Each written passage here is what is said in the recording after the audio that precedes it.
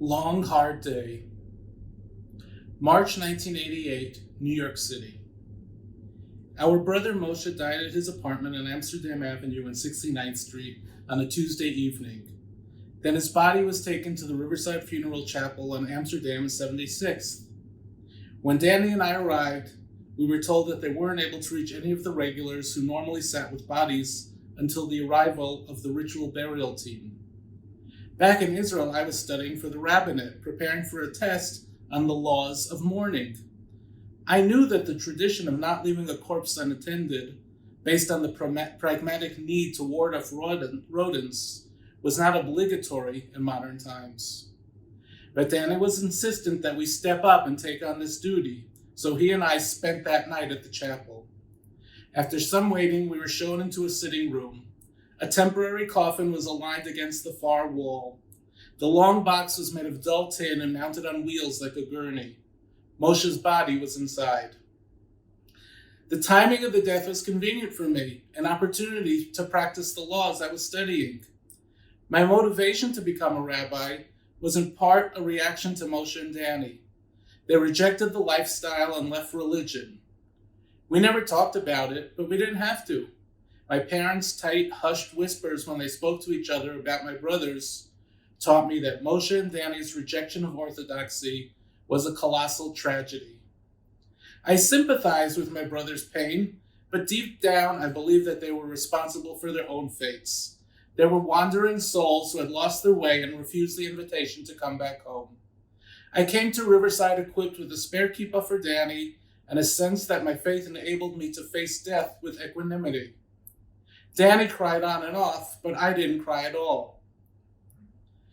Danny told me a story about the time that he was helping Moshe during his treatments. One morning, Moshe was moving slowly.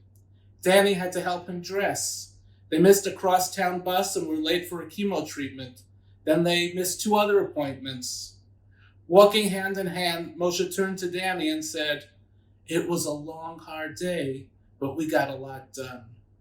Danny smiled as he told me this sweet, sad story about our big brother. He looked at me. We both smiled. A few minutes later, a creaking noise came from the coffin. It stopped, but then came again. I sat still. Danny wrapped his arms around his chest and shook. He moaned. I got up and approached the box.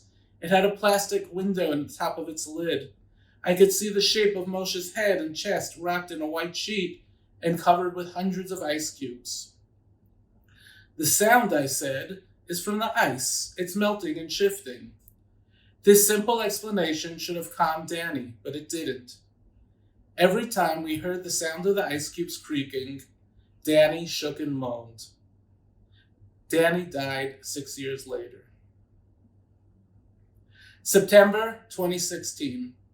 I am in the basement of Gary's apartment, sifting through a box of papers that had belonged to Danny.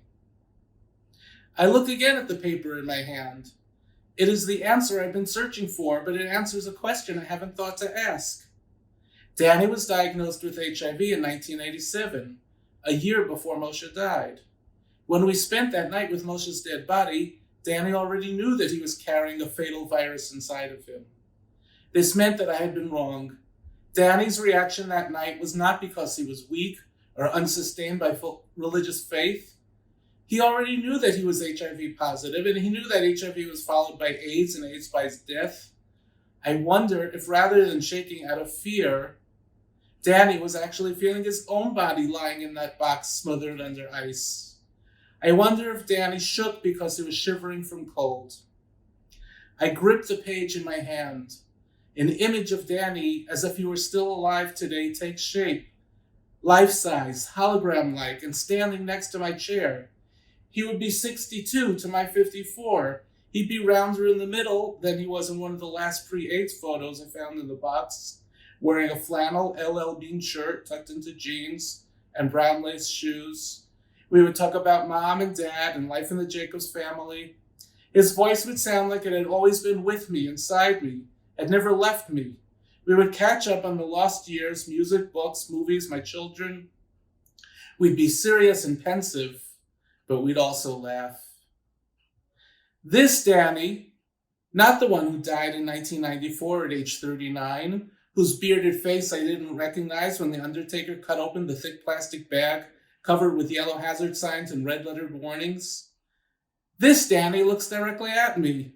His eyes are soft. He smiles, and at first it is the same sad, ironic smile I saw when he told me about Moshe saying, "It was a long, hard day, but we got a lot done," when really they'd gotten nothing done that day, but it was okay because anyway Moshe was about to die.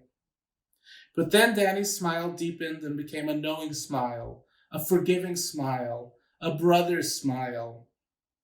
If Danny were alive today, I would not be alone. If Danny were alive today, I would have a home. With my eyes shut, I take deep breaths, bringing Danny inside me and spreading him around so he can't get away. But soon his presence grows thin, his voice faint. A different voice assaults me from within, saying, "Your narrative, villain, victim, observer, is shattered. It's not about your parents, it's about you. You were no naive observer. You thought Danny was defective and weak. You were an unctuous, sanctimonious prick." Twilight gives way to halogen light. I see the room's contours clearly, and Danny, with his forgiving, knowing brother smile, is gone. I never mourned for Danny because I never missed him. And now, 23 years after his death, I feel myself wanting to talk to Danny and wanting it more than I've ever wanted anything in my life. Less than a year later, Gary, who survived 4 years of intimacy with Danny and his HIV and AIDS, would die of a massive stroke at the age of 72. I will always remember that for a few minutes, in the over-air-conditioned basement of Gary's house in the woods in the Poconos, while rummaging through a dusty box of old papers, my brother smiled at me, and I found my home.